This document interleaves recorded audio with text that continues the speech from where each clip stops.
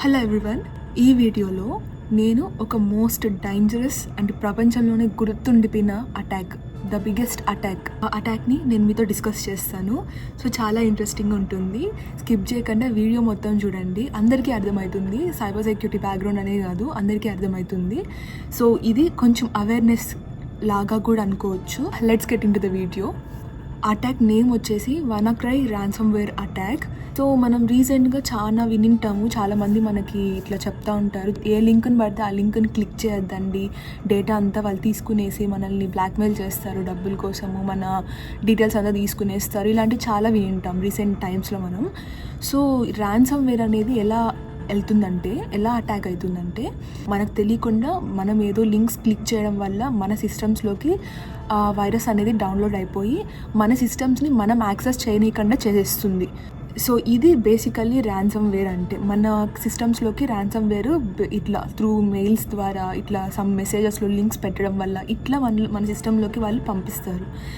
కర్మ గాలి కానీ ఆ లింకులు కానీ టచ్ చేస్తే గోవింద. సో అటాక్ అనేది ఎట్లా జరిగింది, ఎంత లాస్ వచ్చింది, ఏంటి అనేది ఇప్పుడు నేను చెప్తాను. వానాక్రై అనే అటాక్ గ్లోబల్ అటాక్. సో ఇది 2017 మేలో జరిగింది. మోర్ దెన్ 150+ కంట్రీస్ ఎఫెక్ట్ అయినాయి. 2 lakh కంప్యూటర్ సిస్టమ్స్ అనేటివి ఇన్ఫెక్ట్ అయిపోయినాయి ఈ అటాక్ వల్ల. ఇప్పుడు వల్నరబిలిటీ అనేది మనం ఒక టర్మ్ వింటాం, ఒక వర్డ్ అనేది వింటాం. వల్నరబిలిటీస్ అంటే వీక్నెస్ అని అర్థం. ఇప్పుడు నేను మన హ్యూమన్ పర్స్పెక్టివ్లోనే తీసుకుంటాను. కొంతమంది అంటారు కదా, వాడి వీక్నెస్ అది, దాని మీద దెబ్బ కొడదాము అప్పుడు వాడు లొంగిపోతాడు అని. సో సేమ్ కంప్యూటర్స్లో కూడా ఇట్లా వల్నరబిలిటీస్ అనేటివి ఉంటాయి. సిస్టమ్స్లో ఏదన్నా వీక్నెస్లు ఉంటే దాన్ని ఐడెంటిఫై చేసి ఇట్లాంటి అటాక్స్ అనేటివి చేస్తారు. సో ఈ వల్నరబిలిటీ అనేది విండోస్ ఆపరేటింగ్ సిస్టంలో ఆల్రెడీ ఉండింది. నేషనల్ సెక్యూరిటీ ఏజెన్సీ ఈ వల్నరబిలిటీని ఫైండ్ అవుట్ చేసింది. ఇది ఫైండ్ అవుట్ చేసినాక మైక్రోసాఫ్ట్ వాళ్ళు సమ్ సెక్యూరిటీ ప్యాచెస్ని రిలీజ్ చేశారు, అది ఫిక్స్ చేయడానికి, ఆ వల్నరబిలిటీని ఫిక్స్ చేయడానికి. సో అప్డేట్స్ వదిలినప్పుడు కొంతమంది అప్డేట్ చేసుకున్నారు, కొంతమంది అప్డేట్ చేసుకోలేదు. కొన్ని ఆర్గనైజేషన్స్ అప్డేట్ చేసుకోలేదు. సెక్యూరిటీ ఏజెన్సీ వాళ్ళ నుండి పబ్లిక్కి ఈ వల్నరబిలిటీ అనేది లీక్ అయ్యింది. షాడో బ్రోకర్స్ అనే ఒక హ్యాకర్ గ్రూప్కి ఈ వల్నరబిలిటీ అనేది లీక్ అయ్యింది. ఎప్పుడు? ఏప్రిల్ లీక్ అయింది. అటాక్ ఎప్పుడైంది? మే అయింది. ఈ హ్యాకర్స్ గ్రూప్ ఉంటారు కదా, వాళ్ళకి ఇంకా ఇది మంచిగా దొరికింది, వల్నరబిలిటీ వాళ్ళకి తెలిసింది. ఇంకా మన వీక్నెస్లు తెలిసినప్పుడు ఎవరు యూజ్ చేసుకోకుండా ఉంటారు. ఒక్క సిస్టంలోకి ఇన్ఫెక్షన్ అనేది వచ్చిన తర్వాత అది ఇన్ని కంట్రీస్కి ఎట్లా స్ప్రెడ్ అయింది, ఇన్ని సిస్టమ్స్కి, హండ్రెడ్స్ అండ్ థౌజండ్స్ ఆఫ్ సిస్టమ్స్కి ఎట్లా స్ప్రెడ్ అయింది అన్న డౌట్ మీకు రావచ్చు. ఈ ర్యాన్సమ్ అనేది, ఈ ఇన్ఫెక్షన్ అనేది సెల్ఫ్ రిప్లికేటింగ్ వామ్ అంటారు దీన్ని. ఇప్పుడు ఒక్క సిస్టంలోకి ఆ ఇన్ఫెక్షన్ అనేది స్ప్రెడ్ అయితే ఆ సిస్టమ్కి కనెక్ట్ అయిన సిస్టమ్స్ కానీ ఆ సిస్టమ్ కనెక్టింగ్లో ఉన్న నెట్వర్క్కి కానీ మొత్తం ఇంకా స్ప్రెడ్ అయిపోతుంది ఆ ఇన్ఫెక్షన్ అనేది. అట్లా స్ప్రెడ్ అయ్యి మోర్ దెన్ 150+ కంట్రీస్కి, హండ్రెడ్స్ అండ్ థౌజండ్స్ ఆఫ్ సిస్టమ్స్కి ఇన్ఫెక్షన్ అనేది స్ప్రెడ్ అయిపోయింది. వన్స్ ఇది స్ప్రెడ్ అయిపోయినాక మొత్తం అసలు ఎన్ని సర్వీసెస్ ఆగిపోయినాయంటే, ఎక్కువ ఎఫెక్ట్ అయిన సర్వీసెస్ వచ్చి ఈ డెలివరీ సర్వీసెస్ ఉంటాయి కదా, అవి, హెల్త్ కేర్ సెక్టార్స్ కానీ, టెలికమ్యూనికేషన్ సెక్టార్స్ కానీ, ఇవన్నీ చాలా ఎఫెక్ట్ అయిపోయినాయి. ఇంటర్నెట్ సర్వీసెస్ అన్నీ ఇంకా మొత్తం ఆగిపోయినాయి. మొత్తం 150+ కంట్రీస్లో ఇవన్నీ మెయిన్ హెల్త్ కానీ, టెలికమ్యూనికేషన్ సెక్టార్ కానీ, డెలివరీ కానీ ఇవన్నీ ఆగిపోతే హ్యూమన్ అనేవాళ్ళు ఎంత సఫర్ అవుతారో అర్థం చేసుకోండి మీరే. స్కేరియస్ట్ అటాక్ అని అంటారు. సో చాలామంది 2017 ఆ పీరియడ్లో ఉన్న వాళ్ళకైతే ఇంకా ఫుల్ గుర్తుండిపోయింటుంది అటాక్. సో అటాక్ అయితే సక్సెస్ఫుల్గా అయిపోయింది. అటాకర్స్ ఎంత అమౌంట్ డిమాండ్ చేశారు అనేది కూడా చెప్తాను. $300 to $600 per infected system. So first వాళ్ళు $300 అడిగారు, తర్వాత ఫ్యూ అవర్స్లో $600కి డిమాండ్ చేశారు. వాళ్ళకి 3 daysలో అమౌంట్ సెండ్ చేయకపోతే ఆ అమౌంట్ అనేది డబుల్ అవుతుందని కూడా మళ్ళీ వాళ్ళు బ్లాక్మెయిల్ చేశారు. 7 daysలో కన్నా అమౌంట్ అనేది సెండ్ అవ్వకపోతే ఫైల్స్ అన్నిటిని డిలీట్ చేసేస్తాము అని కూడా బ్లాక్మెయిల్ చేశారు. దట్టు వాళ్ళు ఎలా అడిగారంటే త్రూ బిట్కాయిన్ రూపంలో వాళ్ళు డబ్బులు అడిగారు. బిట్కాయిన్ ఎందుకంటే మోస్ట్లీ బిట్కాయిన్ ఈ డార్క్ వెబ్స్లో వాళ్ళు వాడుతూ ఉంటారు. ఈ మాఫియా కానీ ఇలాంటి వాళ్ళంతా, ఇల్లీగల్ వర్క్స్ చేసే వాళ్ళంతా ఇట్లా బిట్కాయిన్లోనే ట్రాన్సాక్షన్స్ చేసుకుంటారు.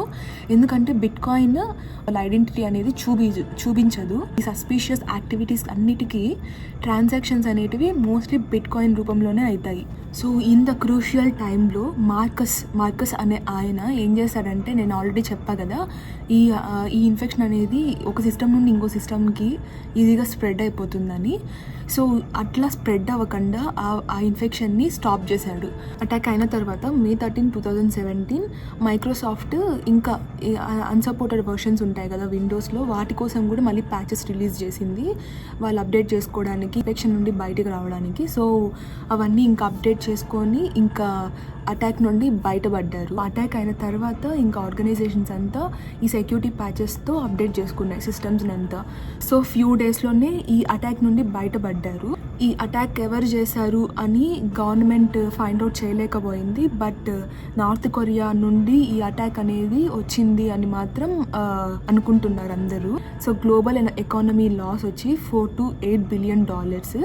అండ్ ఈ ర్యాన్సమ్ వేర్ అటాక్ అయిన తర్వాత కొన్ని ఇన్ఫెక్టెడ్ సిస్టమ్స్ వాళ్ళకి పే చేశాయి అమౌంట్ని.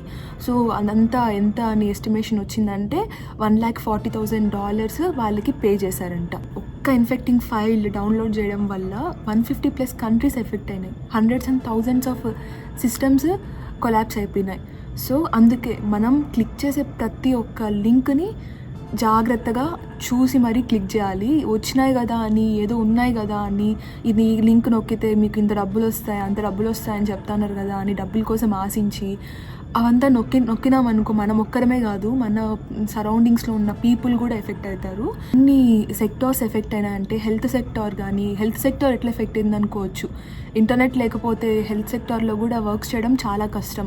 వాళ్ళకి ఎన్నో అపాయింట్మెంట్స్ క్యాన్సిల్ అయిపోయినాయి, ఎన్నో ఆపరేషన్స్ జరగాల్సినవి ఆగిపోయినాయి. ఈ అటాక్ నుండి బయటపడాలన్నా, దీని నుండి రికవరీ కావాలన్నా చాలా టైం పడుతుంది. మనకి రెప్యుటేషనల్ డ్యామేజ్ కూడా అవుతుంది. ఎందుకంటే ఇప్పుడు ఉంటుంది మనము మొత్తం చుట్టూరా స్కామర్స్ మధ్యలో మనం ఉంటాము. సో అందుకే మన ఫోన్స్కి కానీ మన సిస్టమ్స్కి కానీ ఏమైనా లింక్స్ వస్తే అస్సలు తెలియకుండా క్లిక్ చేయొద్దండి. అందుకే ఎడ్యుకేషన్ ఈజ్ వెరీ ఇంపార్టెంట్. పేరెంట్స్కి కూడా మనం ఎడ్యుకేట్ చేయాలి. ఏవంటే అవి క్లిక్ చేయకూడదు, ఏదన్నా వచ్చినా కూడా మనకి చెప్పాలి అన్నట్లు మన పేరెంట్స్కి మనం గైడ్ చేయాలి. ఎందుకంటే పాపం వాళ్ళకి తెలియదు కదా. సో ఆ లాస్ అనేది ఎవరి నుండి మనకు రాకూడదు. సో మనం చాలా కేర్ఫుల్గా ఉండాలి. మన ఫ్యామిలీ వాళ్ళకి కూడా మనం ఎడ్యుకేట్ చేయాలి, తెలియని వాళ్ళకి ఎడ్యుకేట్ చేయాలి. సో కొన్ని వేలల్లో ఇలాంటి అటాక్స్ అనేటివి మనం చూస్తున్నాము. సో మనం చాలా జాగ్రత్తగా ఉండాలి. This is all about my video. ఇలాంటి అటాక్స్ గురించి ఇంకా మీతో డిస్కస్ చేయాలన్నా అండ్ ఈ అటాక్ గురించి మీరు ఏమనుకుంటున్నారు let me know in the comment section. And don't forget to subscribe. And ఇంకో వీడియో కూడా నేను రిలీజ్ చేస్తాను by soon, next day. So ఆ వీడియోలో సైబర్ సెక్యూరిటీ ఫీల్డ్ గురించి నేను పెట్టాను. సో అది కూడా చూడండి, please go and check it. See you in the next video. Bye.